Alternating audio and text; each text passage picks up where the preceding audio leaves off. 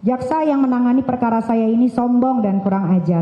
Tidak sadar diri kalau mereka rata-rata sekolahnya masih sampai di tingkat sarjana semua. Mereka memperlihatkan arogansinya dan kesewenang-wenangannya di sini seakan-akan merekalah yang paling berkuasa dan boleh mengatakan apa saja kepada saya dan penasehat hukum saya.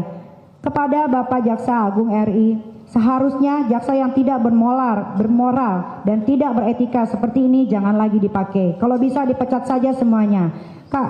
Karena hanya menjatuhkan marwah dan wibawa dari institusi kejaksaan Republik Indonesia.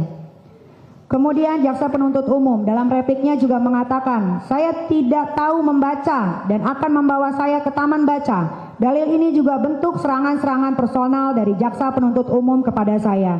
Justru sebaliknya, yang harus belajar membaca adalah jaksa. Kalau bisa jaksa belajar baca dan belajar hukum pidana lagi ke luar negeri seperti ke Amerika, Inggris, Belanda, biar tidak salah menafsirkan dan menerapkan asas-asas hukum pidana dalam praktek peradilan.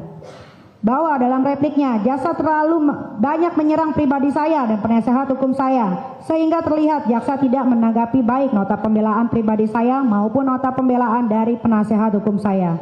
Serangan pribadi jaksa penuntut umum kepada saya dan penasehat hukum saya membuktikan bahwa jaksa sudah kehabisan argumentasi, sudah kehabisan akal, dan sudah kehabisan cara membantah seluruh dalil-dalil yang ada dalam nota pembelaan penasehat hukum saya, sehingga menyerang pribadi penasehat hukum saya dan mengatakan tidak paham hukum dan penasehat hukum saya harus sekolah dan belajar lagi. Ada masalah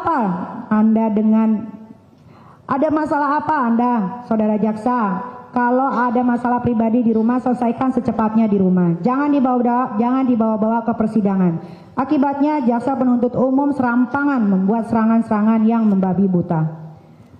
Majelis Hakim yang mulia, para pengunjung sidang yang terhormat, rekan-rekan media yang saya hormati, dalam repliknya jaksa penuntut umum mengatakan bahwa saya jangan mencederai keadilan dengan mendesain seolah-olah saya sebagai korban.